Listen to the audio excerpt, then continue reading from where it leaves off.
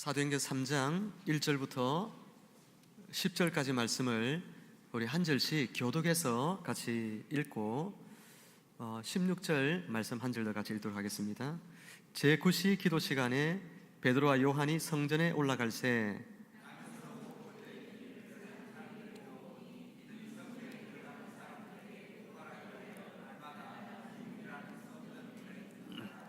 그가 베드로와 요한이 성전에 들어가려 함을 보고 구걸하거늘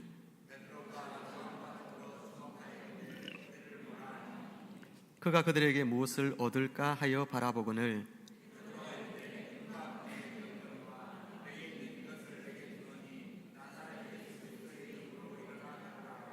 오른손을 잡아 일으키니 발과 발목이 곧 힘을 얻고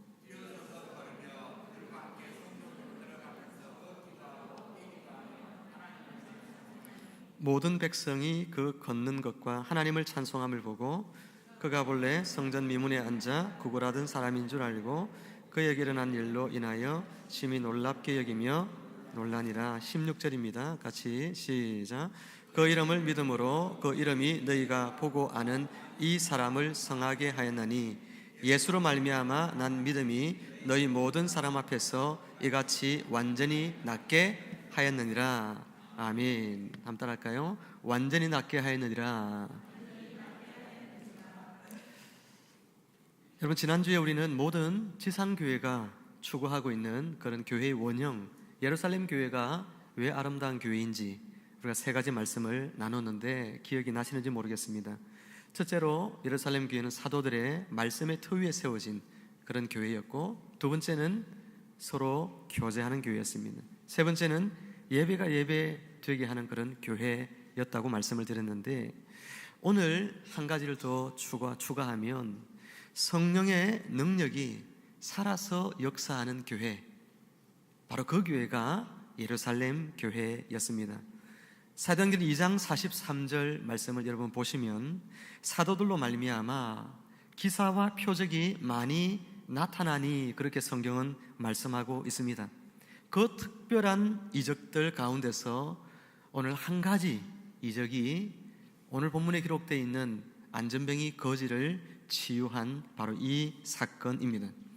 사랑하는 성도 여러분, 우리 교회가 예루살렘 교회처럼 말씀과 그리고 교제가 살아있는, 그리고 예배가 살아있는 그런 교회가 되기를 바랄 뿐만 아니라 성령의 능력이 살아서 역사하는 그런 좋은 교회, 광주샘물교회가 되기를 꿈꾸며 기도하는 저와 여러분들 되기를 주님의 이름으로 축원합니다. 여러분, 오늘날도 치유의 이적이 일어난다, 여러분 그것을 믿고 있습니까? 치유의 능력이 지금도 나타날 수 있다. 그럼 질문을 좀 바꾸어서 한번 물어보겠습니다. 치유의 은사를 통하여서 지금도 이적이 나타난다. 여러분, 질문이 좀 다르거든요. 성령의 치유의 이적이 나타나느냐 이렇게 물었고, 앞에는 두 번째는 치유의 은사를 통하여서 치유가 나타나느냐. 여러분, 질문이 전혀 다른 질문을 제가 하고 있는 것입니다. 여러분, 성령으로부터의 이런 직접적인 치유, 이것은 지금도 변함없이 우리 가운데 풍성하게 나타날 수 있습니다. 그러나 치유의 은사를 통하여서 치유가 나타난다, 이 문제에 대해서는 많은 견해의 차이가 있음을 여러분 알아야 합니다. 여러분, 성경 속에서 치유의 은사를 받은 사람들이 있습니다. 성령께서 어떤 사람에게, 특별히 사도들은 은사를 다 받은 사람들이에요. 그 사람들은 치유의 은사를 받았기 때문에 아픈 사람을 손을 대어서 안수 기도를 하든지 아니면 선포를 하든지 그러면 즉각적으로 나았어요. 치유의 은사를 받아서 치유를 할 때에 성경 속에서 치유들은 한결같이 즉각적이고 완전한 치유를 여러분 나타내고 있습니다. 병원에 가서 확인할 필요가 없어요. 절반만 치유되는 그런 일들은 없습니다. 그런데 세계적인 치유 은사자들이라고 하는 그런 분들이 여러분 집회에 가보셨는지 모르겠습니다만은, 그런 분들이 집회에 가보면 안수 기도를 하는데 치유가 즉각적으로 잘 나타나지 않습니다. 허리 통증이 나왔습니다. 무좀이 나왔습니다. 위장병이 나왔습니다. 이런 것들은 여러분 확인이 금방 불가능해요. 그런 것들은 굉장히 간증을 많이 하는데, 휠체어를 타고 온 수많은 하반신 마비 환자들, 그리고 귀신 들린 사람들, 말기 암 환자들, 여러분 그런 사람들이 현장에서 직접 치유를 받는 경우는 사실 그렇게 많지 않습니다. 아니, 사실 거의 잘 없어요. 가끔씩 목발을 짚고 온 사람들이 현장에서 나았다고 선언하면서 목발을 던지고 걷는 일들이 있습니다. 하지만 병원에 가보면 그 증상이 더 심해졌다고 하는 이야기를 훨씬 더 많이 듣게 됩니다. 그러니 여러분, 치유의 은사가 오늘날도 여전히 존재하는가, 이 물음에 대해서는 교단들마다 생각의 차이가 많이 있는 것입니다. 여러분, 예언의 은사에 대해서도 한번 가끔 생각해 보세요. 예언의 은사, 지금 예언의 은사가 존재하느냐?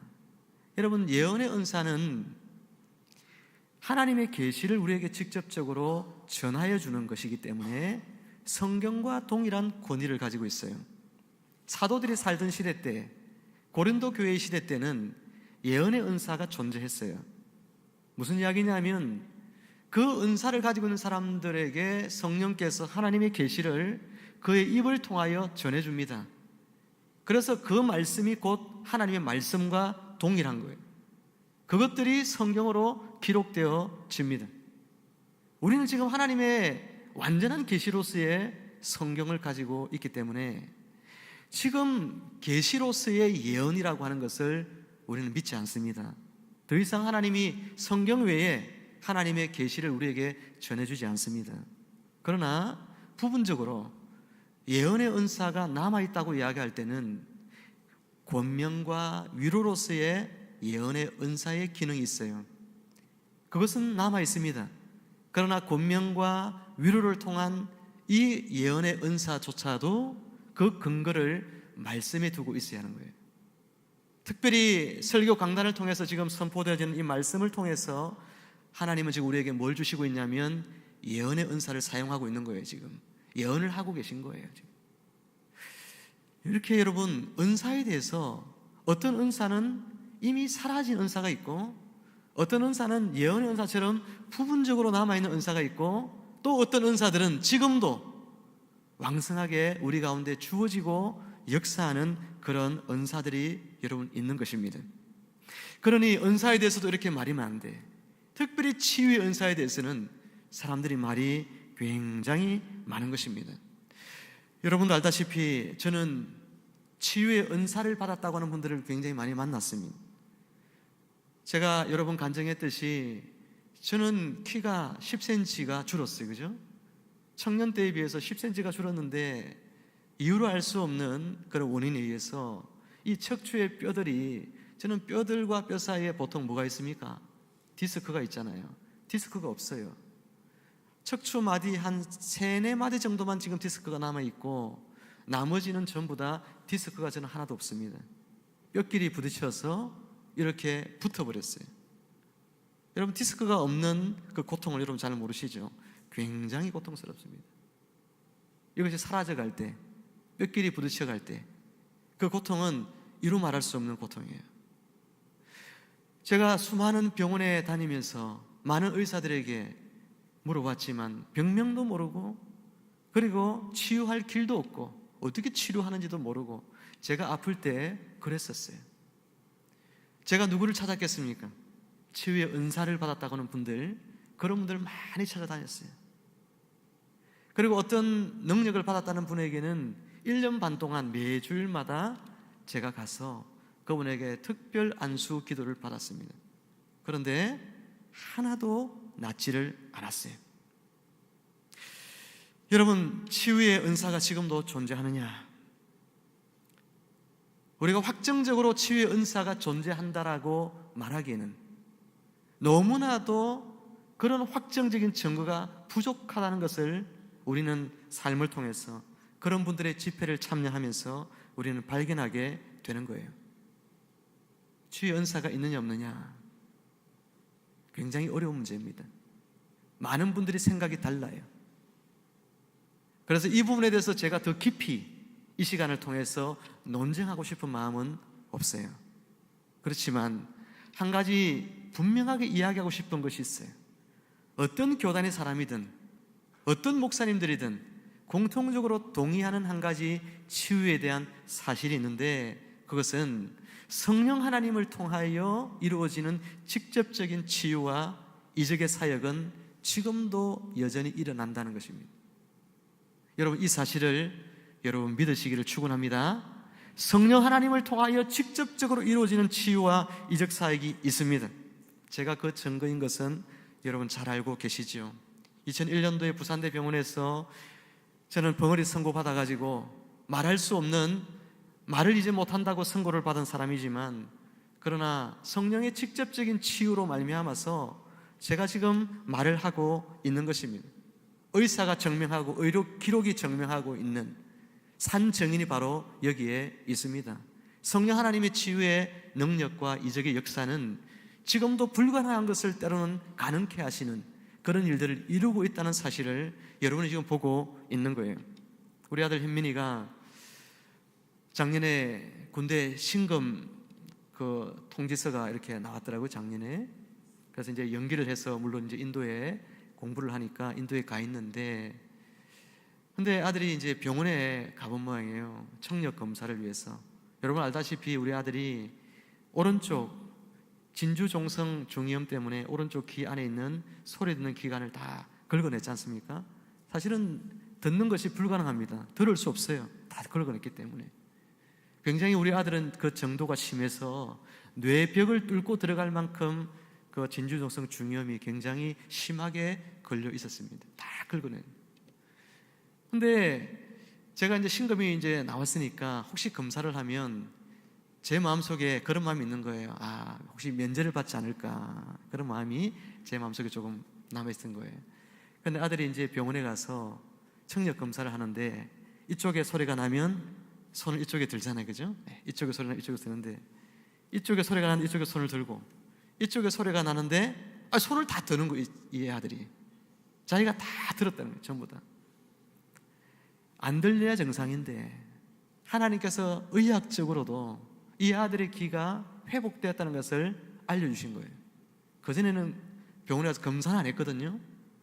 검사는 안 했는데 병원에 가서 검사를 했는데 청력이 결국 어떻게 나왔겠어요? 정상 이렇게 나온 거예요. 여러분, 말이 안 되는 이야기입니다. 소리 듣는 기관이 없어요. 그런데 소리를 듣고 있어요. 여러분, 성령 하나님은 지금도 살아계시고 우리 가운데 치유와 이적의 능력을 나타낸다는 사실을 오늘 여러분들이 확신하시기를 축원합니다. 성령 하나님의 이적은 얼마든지 가능한 것입니다. 그런데 오늘 사도행전에 보면 이 성령 하나님의 치유의 역사와 굉장히 밀접하게 관련이 있는 한 가지 이야기를 하는데, 여러분, 어떤 것이 성령의 능력과 가장 관련이 많은 단어인가? 성경에 보면 바로 기도라고 하는 겁니다. 기도. 성령의 역사와 기도 사이에는 굉장히 밀접한 연관성들이 있습니다. 여러분, 사도행전은 누가 썼죠? 누가 썼어요? 누가가 썼잖아요. 그죠? 누가 썼어요. 누가가 쓴 또 다른 복음서가 뭐죠? 누가복음이잖아요. 누가복음. 여러분, 복음서가 4권이 있는데 마태, 마가, 누가, 요한 복음이 있는데 누가복음만이 가지고 있는 독특함이 있습니다. 누가가 누가복음을 기록하고 사도행전을 기록하면서 그가 특별히 예수 그리스도의 누가복음에서는 그 능력 행함, 이적을 행하고 기적을 일으키는 이 모든 일들, 그 배후에 그 원천이 어디서 왔느냐라고 이야기할 때에 누가는 바로 기도에서 왔다, 그렇게 이야기합니다. 기도의 능력, 기도를 통하여 성령의 치유와 이적이 나타난다는 것을 누가는 우리에게 계속해서 누가복음과 사도행전을 통하여서 말씀해 주고 있습니다.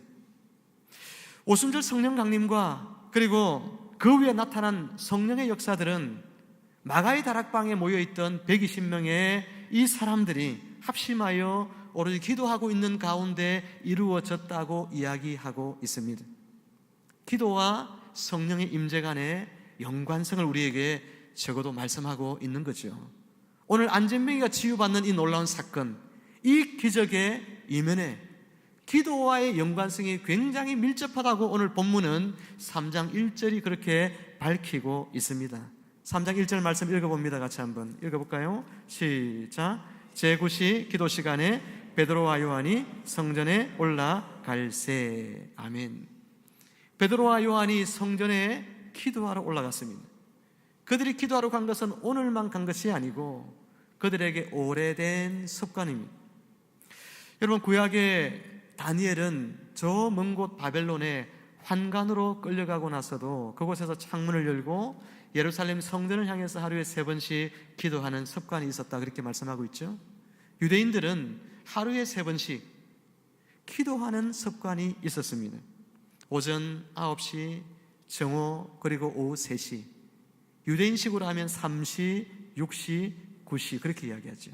오늘 베드로가 몇 시에 올라갔다고 했습니까? 9시. 6시간 더 하면 우리 시간이 돼요. 그럼 몇 시예요? 오후 3시입니다. 오후 3시에 기도하는 시간에 베드로가 성전에 기도하러 갔다. 왜 3장 1절에 이 이야기를 밝히고 있느냐? 기도와 성령의 역사와의 사이의 연관성, 누가는 계속 그런 초점을 가지고서 성경을 기록해 가고 있습니다. 마가복음 9장에 보면 어느 사람이 벙어리가 되게 하고 간질을 일으키는 더러운 귀신 들린 그런 아들 하나를 데리고 예수님께 나왔습니다. 그때 예수님께서 그 아이를 치유를 해 주시는데 제자들이 예수님에게 조용히 가서 예수님에게 따로 묻습니다. 뭐라고 묻냐면 우리는 어찌하여 능히 그 귀신을 쫓아내지 못하였나이까? 이렇게 예수님께 묻습니다. 그때 예수님이 하신 말씀이 뭐냐면 기도 외에는 다른 것으로 이런 종류가 나갈 수 없느니라. 기도하지 않으면 이런 귀신이 떠나가지 못한다는 거예요. 기도하지 않으면 이런 병마가 떠나가지 못한다고 이야기하고 있습니다. 사랑하는 성도 여러분, 이처럼 기도와 성령의 역사는 특별한 연관성이 있습니다. 기도하지 않는 곳에 성령의 이 능력의 역사는 결코 일어나지 않습니다. 반면 성령의 능력이 나타나는 곳에는 어김없이 기도하는 사람들로 인하여 성령의 은혜가 항상 흘러 넘치고 있음을 보게 되어지는 거예요. 오늘 우리 사랑하는 광주샘물교회, 우리 교회가 하나님의 성령의 이 은혜가 흘러 넘치는 그런 교회가 되기를 저는 바랍니다. 우리가 그런 교회 되기 위해서 항상 성령의 은혜를 구하고 성령의 임재를 구하는 그런 여러분들이 되시기를 주님의 이름으로 축원합니다. 그럴 때에 성령의 풍성한 역사가 우리 교회 가운데 나타나서 오늘 이 안전병이만 고침받은 것이 아니라 여러분들도 고침받고 여러분이 기도하고 중보하는 사람들도 여러분 고침받고 우리 성도들이 가는 곳마다 치유와 회복의 놀라운 은혜와 역사들이 일어나게 되어지는 것입니다. 교회는 이처럼 성령이 살아있는 성령의 능력이 살아 역사하는 그런 교회가 되어져야 그 교회가 진짜 살아있는 교회죠. 오늘 안전뱅이가 성경 뒤쪽에 보면 이제 40여세나 되었다 이렇게 하는 부분이 나옵니다. 나이가 몇 살이냐면 40살 언저리에 있어요. 40살 조금 넘었어요. 그런데 여러분, 적어도 수십 년 동안은, 아무리 적어도 20년 이상은 이 사람은 뭐 하면서 살았겠습니까? 이 사람은 거린으로서 구걸하면서 그렇게 살았을 거예요. 그런데도 이 성전, 지금 이 거린이 앉아있는 그 성전과 그리고 그 아름다운 문이라고 하는 이 미문, 여러분, 그것이 상징하고 있는 것이 있는데 그것은 바로 유대교의 가장 대표적인 것이잖아요. 여러분, 유대교를 가장 대표적으로 나타나는 것이 뭐냐 하면 성전이잖아요. 성전. 그 성전, 그리고 그 문, 미문, 그 앞에서 오늘 이 거리는 구걸하고 있는데 유대교는 그들을 위해서 지금 아무것도 행해 줄 수 있는 것이 없는 거예요. 이 거린을 위해서 오늘 치유와 회복의 능력을 나타낼 수 없는 종교, 그것이 바로 뭐라는 겁니까? 이 성전을 믿고 있는 유대교다, 그렇게 이야기하는 겁니다. 이 유대교인들이 이 거린을 위해서 해줄 수 있는 유일한 것은 뭐냐? 그것은 바로 그 성전 앞에다가 구걸할 수 있는 자리를 마련해 주는 것. 여러분, 그것밖에는 해줄 수 없었다는 거예요. 베드로가 6절에서 보면 은과 금은 내게 없거니와 이렇게 말합니다. 이 거린에게 베드로가 좀 쉽게 그냥 나는 돈이 없지만 이렇게 말하면 되잖아요. 근데 돈이 없지만 이렇게 말하는 것이 아니고 은과 금이 내게 없거니와 이렇게 말하는 것은 아주 특별한 의미가 여기에 있는 거예요. 여러분, 조금 전에 제가 말씀드렸던 이 미문, 아름다운 문이라고 하는 이 미문, 성전으로 통하는 여러 개의 문들 중에서 하나의 문이지만 이 미문은요 높이가 23m나 됩니다. 굉장히 높죠. 우리 아파트로 치면 한 8층 정도 높이 되는 굉장히 거대한 문이에요. 이 문 하나가 이렇게 거대한데 그 성전은 얼마나 여러분 거대하겠어요? 성전은 예수님 살아계실 때에도 46년 동안 지어지고 있었고 지금도 아직 완성되지 않았고 완성까지 총 기간이 80년이 넘게 걸렸어요. 헤롯 대성전이라고 하는, 헤롯 임금이 지었던 이 성전, 얼마나 웅장한 성전인지 알만하지요. 그 미문이 어떻게 만들어져 있느냐 하면 금과 은으로 이 황동 위에 덮여져 있습니다. 금과 은으로 덮여져 있어요.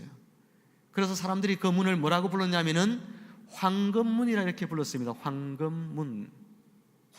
사랑하는 여러분, 이 황금문이 상징하는 것이 뭡니까? 이 은과 금으로 상징하는 것이 뭡니까? 바로 유대교예요. 능력을 잃어버린 종교, 생명력을 잃어버린 종교, 성령의 역사와 치유와 회복이 없는 종교, 그냥 율법의 경전만 가지고 있는 종교, 형식과 외형만 가지고 있는 종교, 그것이 바로 유대교의 실체라고 하는 것입니다. 하나님이 떠나버린 성전을 절대시하며 추앙하는 이 유대교, 능력이 있을 리가 없죠. 하나님의 임재가 그 성전에서부터 이미 떠났어요. 예수님께서 이 성전이 돌 위에 돌 하나 남지 아니하고 다 무너지리라 예수님은 예언을 하셨어요. 이 성전에 하나님이 더 이상 역사하지 않는다는 이야기입니다. 그런데도 불구하고 거대한 성전을 지금도 짓고 있었고 그 문 하나가 황금으로 이렇게 칠하여져 많은 사람들이 이 성전의 그 웅장함 앞에서 그죠 고개 숙이게 만드는 그런 종교가 유대교라는 것입니다. 베드로는 지금 나에게 은과 금이 없다라고 하는 것은 이런 외형과 형식만을 주장하는 그런 종교가 아니다는 거예요. 기독교의 본질은 껍질만을 내세우는 종교가 아닙니다. 얼마나 우리가 화려한 교회를 지었느냐 이것을 주장하는 종교가 기독교가 아닙니다. 요즘 교회들이 점점 외형을 강조해 가고 있습니다. 교회가 점점 내면의 성령의 능력과 역사, 하나님의 거룩한 임재, 예수 그리스도의 말씀, 그것에 대한 순종, 이런 것들이 다 잃어가고 있습니다. 어느 교회는 예배당을 짓는데 3,500억이 들어서 예배당을 짓고, 어떤 교회는 교회 입구에 현관을 도로는 대리석들이 전부 다 이태리산 수입재들인데 그 돌 하나의 가치가 1,000만 원이 넘는 그런 돌들을 수백 개를 갖다가 그 입구를 채우고 있는, 여러분, 외형이 유대교의 그 성전과 비교는 되지 않지만 그러나 유대교의 그 성전처럼 화려하게, 문 하나도 화려하게 그렇게 외형을 가꾸는 그런 교회들이 얼마나 많은지 모릅니다. 오늘 우리는요 그런 교회를 추구하면 안 됩니다. 오늘 우리는 외형이 볼품이 없어도 괜찮아요. 예배당이 없어도 괜찮아요. 그러나 우리의 내면은, 오늘 여러분의 삶은 성령의 능력과 역사가 함께하는 그런 삶이 되어야 하고 성령 하나님 임재가 충만한 그런 교회가 되어야 할 줄로 믿습니다. 사랑하는 성도 여러분, 바로 이처럼 성령의 치유와 성령의 능력과 하나님의 임재와 살아계심이 역사하는 교회는 기도하는 성도들이 있더라는 것입니다. 기도하는 성도들을 통하여 그런 역사가 나타나는 거예요. 기도하는 베드로와 요한을 통하여 성령의 능력이 나타나는 것입니다. 여러분이 기도하면 성령의 역사가 나타나게 될 줄로 믿습니다. 기도하면 나타납니다. 기도하지 않기 때문에 나타나지 않는 것이고, 성령의 능력을 믿지 않기 때문에 나타나지 않는 것이고, 여러분 내면에 성령 하나님 나에게 임하여 달라고, 우리 교회에 성령 하나님 임재해 달라고, 오늘 이 살아있는 성령 하나님의 실체를 우리가 만날 수 있게 해달라고 여러분 간절히 얼마나 여러분 기도해 보셨습니까? 이런 교회를 이 예배당에 들어올 때마다, 여러분 개인적으로 기도하실 때마다 늘 기도하고 꿈꾸셨어. 우리 강주울 선물교회는 정말 성령의 치유의 역사가 살아 역사하는 그런 교회 되어지고, 여러분의 삶에는 성령의 치유와 회복의 은혜가 풍성하게 나타나게 되기를 다시 한 번 더 주님의 이름으로 축원합니다. 마지막으로 하나 더 살펴볼 부분은 치유받는 사람들에게 치유의 능력이 나타나기 위해서 무엇이 필요한가 하는 점입니다. 여러분이 치유받기를 원한다면 여러분에게 무엇이 필요하냐 하는 거죠. 반드시 치유받는 사람들에게 있어야 될 한 가지가 있는데 그것은 믿음이라 그렇게 이야기했습니다. 이 믿음이 어떤 믿음이냐? 두 가지 믿음인데, 한 가지는 예수님께서 구세주라는 믿음이 필요하고요, 또 하나는 뭐냐 하면 예수님께서 전능하신 능력을 가지고 있다는 것을 믿어야 합니다. 우리가 믿음을 가지고 있다, 그 믿음이 나를 치유한다, 그렇게 말할 때 이 두 가지 사실에 대한 우리의 믿음을 고백하고 있는 것입니다. 베드로가 이 안전병에 손을 잡아서 일으켜 세웁니다. 그리고 일어나서 걷고 뛰고 하나님을 찬양하게 되었다, 그렇게 성경은 이야기하고 있는데, 오늘 16절 말씀 다시 한번 보시면 16절 함께 읽어볼까요? 시작. 그 이름을 믿음으로 그 이름이 너희가 보고하는 이 사람을 성하게 하였나니 예수로 말미암아 난 믿음이 너희 모든 사람 앞에서 이같이 완전히 낫게 하였느니라. 아멘. 여기 보면 안전뱅이가 치유받게 된 직접적인 이유가 나옵니다. 그 이름을 뭐함으로? 믿음으로. 그 믿음을 믿음으로. 사랑하는 여러분, 오늘 우리가 예수 그리스도가 구원자의 있음을 믿고 있습니까? 아멘. 예수 그리스도가 전능하신 능력을 가지고 기적을 일으킬 수 있다는 것을 믿고 있습니까? 이 믿음이 여러분에게 있어야 돼요.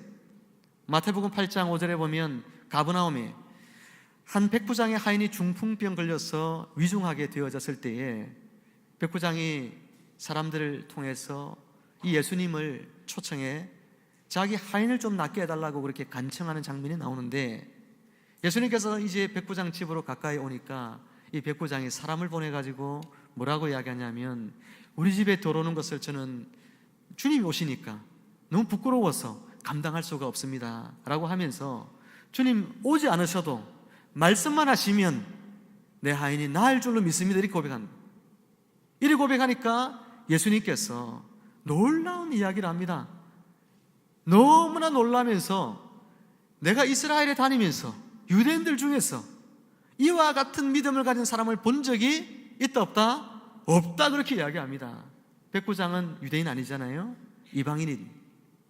아니, 유대인들은 예수님을 향해서 이와 같은 믿음으로 주님을 고백한 적이 없는데, 저 이방인인 백부장은 예수님을 보지 않고도 또 오시지 않고도 치유하실 수 있는 능력을 가지고 있으신 구원자다, 이 믿음을 고백하고 있다는 겁니다. 성경 전체를 통틀어서 예수님께서 놀라셨다는 이 표현이 유일하게 나오는 장면이 바로 백부장의 하인을 치유하는 사건에서 나옵니다. 누가복음 본문에서는 유일하게 그 한 장면에서만 예수님이 놀랐다, 이렇게 나옵니다. 얼마나 예수님이 놀란 사건인지. 다른 경우에는 놀란 적이 없는데 거기에만 놀랐다고 말합니다. 사랑하는 성도 여러분, 오늘 백부장이 믿음을 가지고 있었기 때문에 자기의 병이 아니라 자기 하인의 병도 오늘 이 사람의 믿음을 보고도 주님이 치유하시는, 저와 여러분들이 주님을 믿고 주님의 전능하심을 믿고 또 백부장처럼 주님이 손대지 않아도 나를 치유할 수 있다는 믿음을 가지고 우리가 주님 앞에 나아간다면 오늘 저와 여러분에게도 주님이 능히 치유의 은혜를 나타내어 주실 줄로 여러분 믿으시기를 주 이름으로 축원합니다. 겨자씨 한 알 같은 믿음에 대해서 주님이 가끔씩 이야기했습니다. 겨자씨 한 알은 눈에 보이지 않지만 이스라엘의 이제 성지순례팀이 가서 보시면 겨자씨가 정말 작습니다. 그러나 겨자씨 한 알 같은 믿음이라도 그 믿음이 죽지 않고 살아있는 믿음이면 그것이 놀라운 일을 일으킨다고 약속하고 있습니다. 오늘 우리의 믿음을 점검해 봐야 돼요. 내가 진짜 주님을 믿고 있는가? 정말 진짜 주님이 구원자이심을 믿고 있는가? 정말 진짜 주님이 전능하신 하나님이시라고 내가 믿고 있는가? 이 믿음에 대한 점검이 필요합니다. 이 믿음이 있다면 그 믿음이 큰 믿음을 요구하는 것이 아니라 겨자씨 한 알 같은 보일동말동한 그런 믿음이라 할지라도 그 믿음이 살아있는 믿음이라고 한다면 그 믿음을 통하여 하나님의 놀라운 은혜와 역사가 여러분의 삶 가운데 나타나게 될 줄로 여러분 믿으시기를 축원합니다. 이제 말씀을 마칩니다. 사랑하는 성도 여러분, 우리 광주 샘물교회가 성령의 능력이 역사하는 그런 살아있는 그런 교회가 되기를 소망합니다. 이를 위해서 기도하는 성도님들이 되십시오. 예수 그리스도의 이름의 권세를 믿고 그 능력을 맛보며 살아가는 성도님들이 되시기를 바랍니다. 뿐만 아니라 우리만 그런 능력받고 우리만 그런 치유와 은혜를 받는 것이 아니라 이 세상에는 수많은 영적인 안전병이들이 있습니다. 이제 그들에게 다가가서 나사렛 예수 그리스도의 이름으로 그들에게 선포하셔서 그들이 앉아있는 그 자리에서 일어날 수 있도록 여러분이 예수님을 전하고 여러분의 사랑의 손을 내밀어서 그들의 손을 잡고 일으켜 세워줘가지고 죽음의 자리, 사망의 자리에서 이제 그것을 털어버리고 생명의 자리, 영생의 길, 치유와 회복의 길로 그들이 나아갈 수 있도록 여러분들이 그들을 돕고 구원하는 이 일에도 귀하게 쓰임받는 우리 광주샘물교회와 우리 사랑하는 성도님들 모두가 되시기를 주의 이름으로 축원합니다. 기도하겠습니다. 하나님 아버지, 주의 은혜를 감사합니다. 예수 그리스도를 구원자로 저희들로 하여금 믿게 하시고 예수님이 전능하신 하나님이시요 예수님에게 능치 못한 일이 없으심을 저희들로 하여금 또한 믿고 고백하게 하시니 감사를 드립니다. 아버지 하나님, 오늘 주님의 자녀들이 여기에 있습니다. 고통받는 자들이 이 가운데 있다면, 육체의 질병 때문에 힘들어한다면, 영적으로 또 마음적으로 하나님 괴로움을 당하는 일들이 있다면 예수 그리스도의 이름으로 이 시간 하나님 그 모든 질병이 치유되게 하여 주시옵소서. 예수 그리스도 이름으로 그 마음을 결박하고 있는 더러운 악령이 예수 이름으로 이 시간 떠나게 하여 주시옵소서. 예수님의 이름으로 기도드리옵나이다. 아멘.